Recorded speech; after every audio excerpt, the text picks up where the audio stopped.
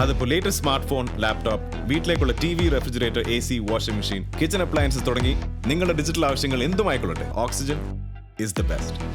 Oxygen, the digital expert. അതെ, വാങ്ങുന്നത് ഓക്സിജനിൽ നിന്നാണെങ്കിൽ എല്ലാം ഒറിജിനൽ ആയിരിക്കും. വിശ്വസിക്കാം, എന്നെ പോലെ.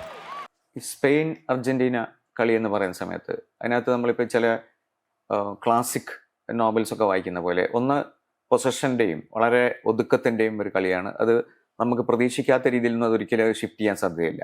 പക്ഷേ അർജന്റീനയെ പറ്റി പറയുമ്പോൾ അതൊരു തരം എന്താ പറയുക, ഒരു വളരെ മെലോ ഡ്രാമാറ്റിക് ആയിട്ടുള്ള ചില സംഗതികൾ അതിനകത്തുണ്ട്. കാരണം കം ബാക്ക്, ഫൈറ്റ്, ഒരു ലേറ്റ് കമ്മിങ് ബാക്ക്, ഇതൊക്കെ ചേർന്നിട്ടൊരു പ്രത്യേകതരം തിരിച്ചുവരവിൻ്റെ ഒക്കെ കളികളാണ്. ഇപ്പം ഈ ഇതിൽ തന്നെ നോക്കിക്കഴിഞ്ഞാൽ നമുക്കറിയാം വളരെ പൊസസീവായിട്ട് കളിച്ച് വളരെ കോൺഫിഡൻ്റ് ആയിട്ട് കളിക്കുന്ന ഒരു ടീമാണ്. അതായത് ഒന്നും പ്രത്യേകിച്ച് ഒരു പിന്നെ ഒന്നും കൺസിഡർ ചെയ്തിട്ടില്ല എന്ന് നമുക്ക് പറയാൻ പറ്റുന്ന ടീമാണ് സ്പെയിൻ. അതേ അവസരത്തിൽ അർജന്റീനയാണെങ്കിൽ വലിയ ഫൈറ്റ് കാണിക്കുകയും ചെയ്തിട്ടുണ്ട്. ഇതിനകത്ത് ഇത് രണ്ടും തമ്മിലുള്ള ഒരു ഫുട്ബോളിംഗ് ഫിലോസഫിയുടെ ഇത് വെച്ചിട്ട് ദിലീപ് ഇതിനെ വിലയിരുത്തുകയാണെങ്കിൽ ഈ രണ്ട് വലിയൊരു ക്ലാഷാണല്ലോ നടക്കുന്നത്. ഇതിനകത്ത് ഏത് തരത്തിലുള്ള ഫിലോസഫി ജയിക്കണം എന്നാണ് ദിലീപിന്റെ ആഗ്രഹം? എനിക്ക് രണ്ട് ഫിലോസഫി കാണാനും ഇഷ്ടം. ഇതിപ്പോ ശരിക്കും പറയാ ഒരു ഭാഗത്ത് ഒരു പ്രോസസ്, ഒരു സിസ്റ്റമാണ് സ്പെയിനിന്റെ. അത് കളിക്കാർ മാറിയാലും ആ സിസ്റ്റം അല്ലെങ്കിൽ ആ പ്രോസസ്സ് മാറുന്നില്ല. അതിപ്പോ ലൂയിസ് ആരഗോൺസിന്റെ കാലം തൊട്ട് 2006-2007 തൊട്ട് അതേ ശൈലിയിൽ ഏകദേശം കളിച്ച് വന്നിട്ടുള്ള ടീമാണ്. ചെറിയ മാറ്റങ്ങൾ അവിടെ ഇവിടെയൊക്കെ വന്നിട്ടുണ്ട്, പക്ഷെ ആ പ്രോസസ്സ് മാറിയിട്ടില്ല. മറുവശത്ത് അർജന്റീനയ്ക്ക് പ്രോസസ്സ് ഇല്ല എന്ന് ഞാൻ പറയില്ല, തീർച്ചയായിട്ടും ഉണ്ട്. അവരുടെ അനലിസ്റ്റ് മത്താസ്മാൻ അവരുടെ 5ാമത്തെ വേൾഡ് കപ്പാണ് ചെയ്യണത് ഇപ്പൊ. അപ്പൊ അത് ഇല്ലാത്തൊരു പ്രോസസ്സ് ഇല്ലാത്തൊരു ടീമൊന്നുമല്ല. പക്ഷെ അവരുടെ ശക്തി എന്ന് പറഞ്ഞാൽ ഇമോഷനാണ്. ഈ പലപ്പോഴും അവർ തോൽക്കുന്ന നമ്മൾ വിചാരിച്ചിട്ടുള്ള കളി അവര് രക്ഷപ്പെട്ടിട്ടുള്ളത് ഒരു പ്രോസസ്സ് കാരണമല്ല. തീർച്ചയായിട്ടും ടാക്ടിക്കലായിട്ട് മാറ്റങ്ങൾ വന്നിട്ടുണ്ട്, പക്ഷെ അത് ആ കളിക്കാർക്ക് ആ ഒരു ഇമോഷണൽ എനർജി ചാനൽ ചെയ്യാൻ പറ്റുന്നത് കൊണ്ട് കൂടിയാണ്. അപ്പൊ അങ്ങനെ നോക്കുമ്പോൾ ശരിക്കും എന്താ പറയുക, ഒരു വളരെ ക്രൂഡായിട്ട് പറയുകയാണെങ്കിൽ നമുക്ക് സയൻസ് വേഴ്സസ് ഇമോഷൻ എന്നൊക്കെ പറയാം. അതല്ല ശരിക്കും, പക്ഷെ കാണികൾ അങ്ങനെയാണ് കാണാൻ പോകുന്നത് ഒരു രീതിയിൽ. ഈ ഇപ്പം ദിലീപ് പറയുന്നത് ഒരു triumph of system over individual ആണ് സ്പെയിൻ. അതായത് ഒരു ഇൻഡിവിജ്വൽ ബ്രില്യൻസിനെക്കാട്ടും ഒരു സിസ്റ്റം കൃത്യമായിട്ടുള്ളത് കൊണ്ട് അതിൽ ഏത് ഇൻഡിവിജ്വലിനും എക്സ്പ്രസ് ചെയ്യാൻ പറ്റുന്നുള്ളൊരു സംഗതി. പക്ഷേ ഈ ഒരു വിന്നിങ് അഗ്ലി എന്നൊക്കെ പറഞ്ഞിട്ട് ഇപ്പം അർജന്റീനയുടെ ഈ സീരീസ് തന്നെ ഉള്ള കളികളിൽ പറയുന്നുണ്ട്. കാരണം അവരങ്ങനെയാണ് ജയിക്കുന്നത്, കാരണം അവർ ഫുട്ബോളിനെയല്ല ജയിപ്പിക്കുന്നത് എന്നുള്ള രീതിയിൽ ഒരു എതിർവാദം ഭയങ്കരമായിട്ട്. അഗ്ലി ആയിട്ട് കളിച്ചൊരു ടീമിന് 19 ഗോൾ അടിക്കാൻ പറ്റില്ല. അതായിട്ട് എനിക്ക് ഒരു യോജിപ്പില്ല. ഈ വിന്നിങ് അഗ്ലി എന്നുള്ളത് അത് എല്ലാ കളിയും 0-0 പെനൽറ്റി ഷൂട്ട് ഔട്ട് പോയി ജയിക്കുക അങ്ങനെയല്ല. അർജന്റീന 19 ഗോൾ അടിച്ചിട്ടുണ്ട് 7 മാച്ചിൽ. അതാ ഒരു വിധത്തില് നമുക്ക് അഗ്ലി എന്ന് പറയാൻ പറ്റില്ല. അവര് മനക്കരുത്ത് കുറെ കാണിച്ചിട്ടുണ്ട്. അതും അഗ്ലിയും തമ്മിൽ വ്യത്യാസമുണ്ട്. ഈ ഇതിനകത്ത് വേറെ ഒരുപാട് വൈകാരികമായ സന്ദർഭങ്ങളിലുള്ള ഒരു കളിയാണ് നടക്കാൻ പോകുന്നത്. കാരണം മെസ്സി, സ്കലോണി, യമാൽ എന്നൊക്കെ പറയുന്ന ഭയങ്കര സ്പാനിഷ് ആൾക്കാരാണ്. അതിൽ നമുക്കറിയാം മെസ്സിയും യമാലും തമ്മിലുള്ളത് വളരെ ഒരു മിത്തോളജിക്കൽ ഇതുപോലെ തന്നെ ഇവിടെ ചർച്ച ചെയ്യപ്പെടുന്ന ഒരു സംഗതിയാണ്. അതൊന്ന്. പിന്നെ രണ്ടാമത്തത്, മെസ്സിക്ക് വേണമെങ്കിൽ ഒരു സ്പാനിഷ് പ്ലെയർ ആയിട്ട് ഇപ്പം സൂപ്പർ സ്റ്റാർ ആവാമായിരുന്നു, പക്ഷെ അങ്ങനെ ആവാൻ പറ്റുമോ ഇൻഡിവിജ്വലി എന്നുള്ളത് വേറെ പ്രശ്നം. സ്കലോണി ആണെങ്കിൽ അവിടെ തന്നെ ഒരുപാട് കളിക്കുകയും കോച്ച് ചെയ്യുകയും ചെയ്തിട്ടുള്ള അദ്ദേഹത്തിന്റെ ആദ്യത്തെ കോച്ചിങ് ബാഡ്ജസ് ഒക്കെ സ്പാനിഷാണ്. അപ്പൊ ഈ രീതിയിൽ ഈ ഒരു വലിയ റിലേഷൻഷിപ്പ് ഉണ്ട്. പിന്നെ ഒന്നാണെങ്കിൽ ഒരു ചരിത്രപരമായിട്ടുള്ള കൊളോണിയൽ കൺട്രിയാണ്, കോളനൈസറും കോളനൈസ്ഡും ആയിട്ടുള്ള. ആദ്യം ഈ ടീമുകൾ ഒരു തവണ മാത്രമേ ലോകകപ്പിൽ കളിച്ചു, 66-ല്. അത് സ്പെയിനിൽ നിന്ന് സ്വാതന്ത്ര്യം കിട്ടിയതിന്റെ 150ാം വാർഷികത്തിന്റെ 4 ദിവസം കഴിഞ്ഞിട്ടൊറ്റ കളിച്ചത്. അത് അർജന്റീന ജയിക്കുകയും ചെയ്തു 2-1. ലൂയിസ് ആർട്ടിം എന്ന് പറഞ്ഞ ആ കാലത്തെ അവരുടെ ഏറ്റവും വലിയൊരു സ്ട്രൈക്കർ 2 ഗോൾ അടിച്ചിട്ട്. അപ്പൊ ആ ഒരു ആംഗിളും നമ്മൾ കാണണം. തീർച്ചയായിട്ടും എല്ലാ രാജ്യങ്ങൾക്കും അവരുടെ ഇപ്പൊ സെനഗൽ ഫ്രാൻസിനെ തോൽപ്പിച്ചപ്പോഴൊക്കെ അത് തീർച്ചയായിട്ടും ഒരു ഫാക്ടർ ആയിരുന്നു.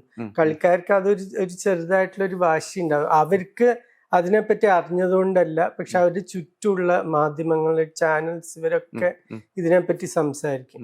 അല്ല, നേരത്തെ ചോദിച്ചാൽ ഈ മിത്തോളജിക്കൽ സിറ്റുവേഷൻ ഉണ്ടല്ലോ. കാരണം മെസ്സി സ്കലോണി എന്നൊക്കെ ഉള്ള അവരുടെ ഒരു പേഴ്സണൽ ആയിട്ടുള്ള സ്പാനിഷ് കണക്ഷൻസ്. സ്കലോണിയെ വെച്ച് തുടങ്ങുകയാണെങ്കിൽ സ്കലോണിയുടെ ഏറ്റവും നല്ല കാലം ഒരു കളിക്കാരനായിട്ട് 7 സീസൺ ഡെപ്പോർട്ടിവോ ലാ കൊറൂഞ്ഞ എന്ന് പറഞ്ഞ ടീം ഇപ്പൊ തിരിച്ച് ലാലിഗയിൽ എത്തിയിട്ടുണ്ട്, പ്രൊമോഷൻ കിട്ടിയിട്ട്. ആ കാലത്ത് സ്കലോണി അവിടെ പോയത് 1999 എൻ്റെ ഓർമ്മ, 98 സോറി. അപ്പൊ അവിടെ എത്തുമ്പോ അവര് ഒരു മുന്നോട്ട് പോണ പാതയിലുള്ളൊരു ടീമാണ്. പക്ഷെ ഒരു സൂപ്പർ ക്ലബ് ഒന്നും ആയിട്ടില്ല. ഇരുരറ്റ എന്ന് പറഞ്ഞൊരു കോച്ച് വന്നിട്ട് അദ്ദേഹം പല ക്ലബിലും ഇങ്ങനെ അലിഞ്ഞു തിരിഞ്ഞൊന്നും നേടാതെ അവിടെ എത്തിയൊരു കോച്ചാണ്. അവിടെ പക്ഷെ 50% വിൻ പെർസെൻറ്റേജ്, ഒരു ലീഗ് ടൈറ്റിൽ, ഒരു കോപ്പ ഡെൽ റേ ഇതൊക്കെ ജയിച്ചു. എന്തുകൊണ്ട്? ചുറ്റുള്ള കളിക്കാർ. അപ്പൊ ഇത് സ്കലോണി ഒരു റെഗുലർ സ്റ്റാർട്ടറും ആയിരുന്നില്ല. ഒരു സീസൺ സാധാരണ 30 കളിയൊക്കെ കളിക്കണ ഒരു കളിക്കാരനായിരുന്നു. വേറെയും നല്ല റൈറ്റ് ബാക്സ് ഉണ്ടായിരുന്നു അവർക്ക്. അപ്പൊ പക്ഷെ പലപ്പോഴും ബെഞ്ചിലിരിക്കുമ്പോ എപ്പോഴും യുറേറ്റയോട് ഇങ്ങനെ സംസാരിച്ചുകൊണ്ടിരിക്കും കളിയെ പറ്റി, എങ്ങനെ സെറ്റപ്പ് ചെയ്യണം, ഡ്രസ്സിംഗ് റൂമിൽ എങ്ങനെ ആയിരിക്കണം, ഇതൊക്കെ എക്സ്പീരിയൻസ്. അതെ, അത് തീർച്ചയായിട്ടും ഇൻഫ്ലുവൻസ് ചെയ്തിട്ടുണ്ട്. പിന്നെ കോച്ചിങ് ബാഡ്ജസിന് പോയപ്പോ ഡെലിഫ്യൂന്റെ ഒരു ഇൻസ്ട്രക്ടർ ആയിരുന്നു അവിടെ. മെസ്സിയുടെ കാര്യം എടുത്തു കഴിഞ്ഞാൽ മെസ്സിക്ക് സ്പെയിനിന് കളിക്കാരൻ, ഏതൊരു കളിക്കാരനും നിങ്ങൾ എവിടെയാ യൂത്ത് ഫുട്ബോൾ കളിക്കുന്നത് അവിടുത്തെ ടീമിന് നിങ്ങൾ എലിജിബിൾ ആണ്. ഇത് സ്പെയിനിന് കളിക്കാതിരിക്കാൻ 2 കാരണം. ഒന്ന്, അച്ഛനും മോനും. അച്ഛൻ കൂടെ ബാഴ്സലോണയിൽ പോയിട്ടുണ്ടായിരുന്നു 13 വയസ്സിൽ. അപ്പൊ ഇവർക്ക് 2 പേർക്ക് ഇവരുടെ ഏറ്റവും വലിയ ആഗ്രഹം അർജന്റീനയ്ക്ക് കളിക്കണം എന്ന് തന്നെ. ബാഴ്സലോണയ്ക്കും കളിക്കണം, അർജന്റീനയ്ക്കും കളിക്കണം.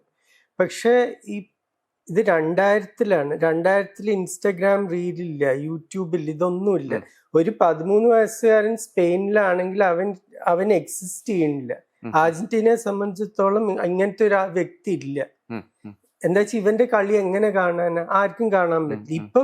ഇപ്പൊ ഇന്ത്യയിൽ വളരുന്ന ഒരു പയ്യനാണെങ്കിൽ പോലും അവനെ അർജന്റീനത്തെ സ്കൗട്ട്സിന് അവന്റെ കളി കാണാൻ പറ്റും, ഇൻസ്റ്റയില് റീലോ എന്തെങ്കിലും ആളിന് ഷെയർ ചെയ്താൽ. അപ്പൊ അതൊന്നുമില്ല. അപ്പൊ 2002 മാർസലോ ബിയൽസ കോൺട്രാക്ട് റിന്യൂ ചെയ്തിട്ട് സ്പെയിനിലെത്തി. ലോകകപ്പൊക്കെ തോറ്റതിന് ശേഷം അവിടെ ബേസ് ചെയ്തിട്ടുള്ള കളിക്കാരോട് സംസാരിക്കാൻ ഇനിയുള്ള പ്ലാൻസിനെ പറ്റി. അപ്പോഴാണ് ഒരു മെസ്സിയുടെ ഏജന്റ് ആയിരുന്ന, പേര് ഞാൻ മറക്കുന്നു, ഹൊറേസിയോ എന്നിട്ടായിരുന്നു പേര്. ആ ഏജന്റ് ഒരു വീഡിയോ ടേപ്പുമായിട്ട് ബിയൽസയുടെ അസിസ്റ്റന്റിനെ കാണാൻ പോണു, ക്ലോഡിയോ വിവാസ്. ക്ലോഡിയോ വിവാസിന്റെ അടുത്ത് ഈ ടേപ്പ് കൊടുക്കണം, ഒന്ന് നോക്കൂ, ഇവിടെ കളിക്കണ പയ്യനാണെന്ന് പറഞ്ഞു. വിവാസ് ആ ടേപ്പ് നോക്കിയപ്പോ 13 വയസ്സായപ്പോ മെസ്സിക്ക് 14-15 വയസ്സ് അമ്പരന്ന് പോയി. ശരിക്കും ഇത് എന്താണ്? ഇത് ചെറിയൊരു പയ്യനെ, പക്ഷെ ഭയങ്കര സ്കിൽസ്. അപ്പോ വിവാസ് ബിയൽസയോട് പറഞ്ഞു. ബിയൽസ പറഞ്ഞു, ശരിക്കും അത്രയും കേമനാണോ, എന്നൊന്നും നമുക്ക് നോക്കാമല്ലോ. അപ്പൊ കണ്ടപ്പോ ബിയൽസയെ ഞെട്ടി. പിന്നെ അവിടുന്ന് തുടങ്ങേണ്ടതാണ്. പിന്നെ 2003 അർജന്റീനയുടെ Under-20 ലോകകപ്പ് ക്യാമ്പയിന് പെക്കമൻ പോയപ്പോ അവിടെ സ്പാനിഷ് കോച്ചുമാരോട് സംസാരിച്ചു. അവരും ഒക്കെ പറഞ്ഞു, ഈ പയ്യനൊരു രക്ഷയില്ല, ഭയങ്കര കളിക്കാരനാണ്. അപ്പൊ പിന്നെ അർജന്റീൻ ഫെഡറേഷൻ ഫുൾ താല്പര്യം എടുത്ത് മെസ്സിയെ ജൂനിയർ ടീംസിലേക്ക് ഡ്രാഫ്റ്റ് ചെയ്തു. ജൂനിയർ ലോകകപ്പ് ആദ്യം കളിക്കുന്നു. പിന്നെ 2006 പെക്കമന്റെ സ്ക്വാഡിൽ ജർമ്മനിയിൽ ആദ്യത്തെ ലോകകപ്പ് കളിക്കുന്നു. അടയാളപ്പെടുത്തുക കാലമേ, ഘടികാരങ്ങൾ നിലയ്ക്കുന്ന സമയം. പക്ഷെ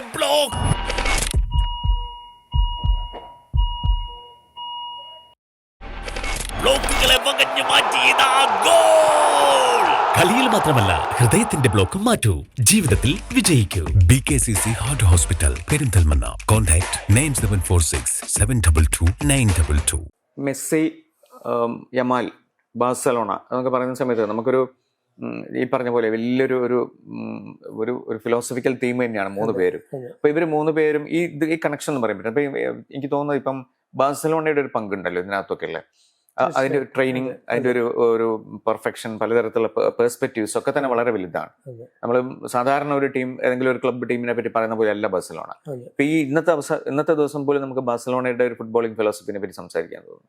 അത് ഇപ്പൊ ഇതാണ് ഞാൻ പറഞ്ഞു, ഈ greatest player of all time എന്നുള്ള ചർച്ചയ്ക്കൊന്നും ഒരു പ്രസക്തി, അതൊരു സമയം കളയണ ഒരു പരിപാടിയാണ് ശരിക്കും. എന്താ വെച്ചാൽ ഒരാളില്ലാതെ മറ്റേ ആളില്ല.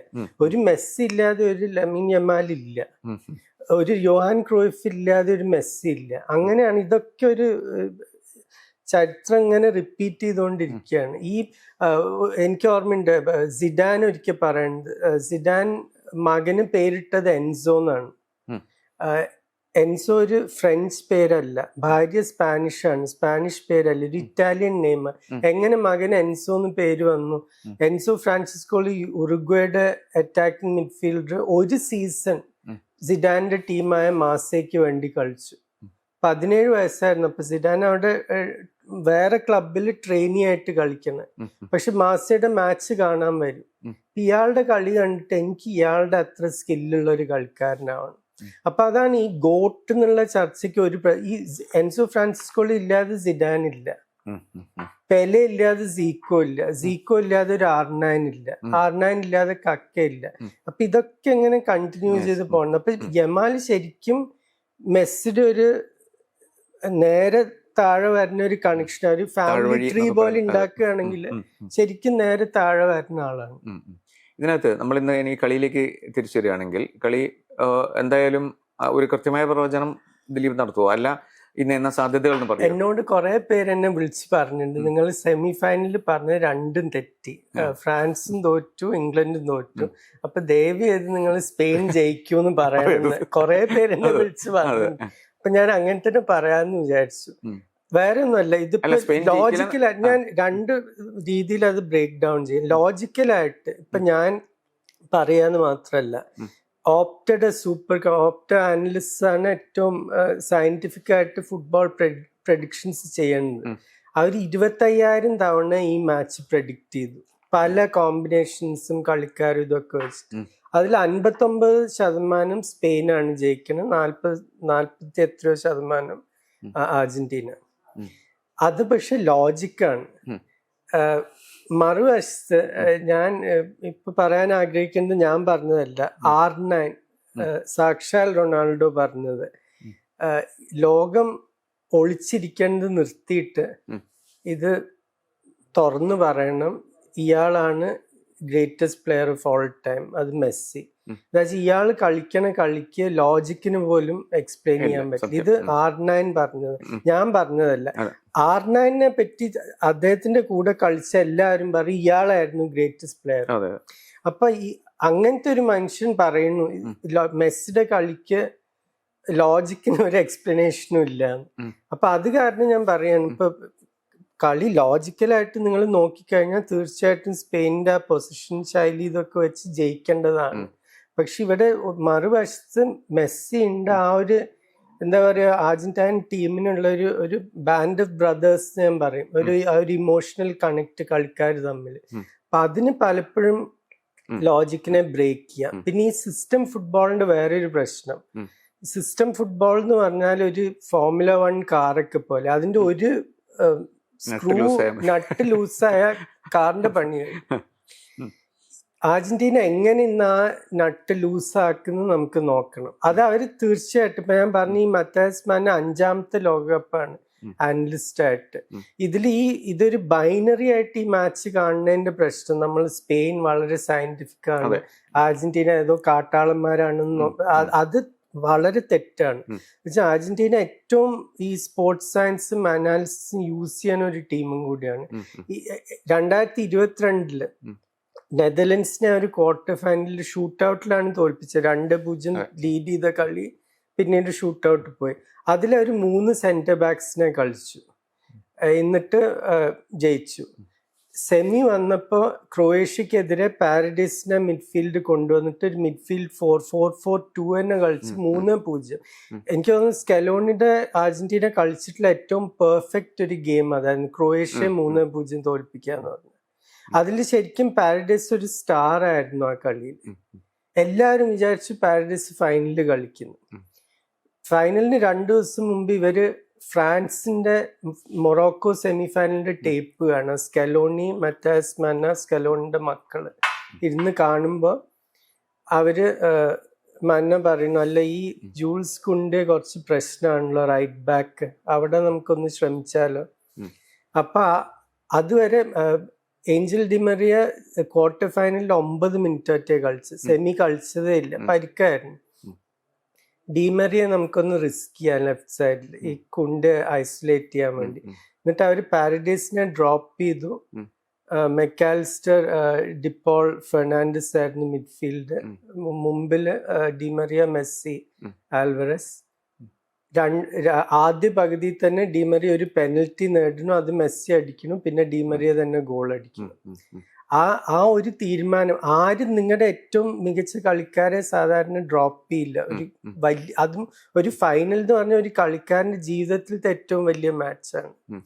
പക്ഷെ അവര് പാരഡൈസിനെ പറഞ്ഞ് മനസ്സിലാക്കി, ഞങ്ങൾ ഇതൊരു കാര്യം കണ്ടിട്ടുണ്ട്, അത് എക്സ്പ്ലോയിറ്റ് ചെയ്യാൻ ഇത് ചെയ്യണം.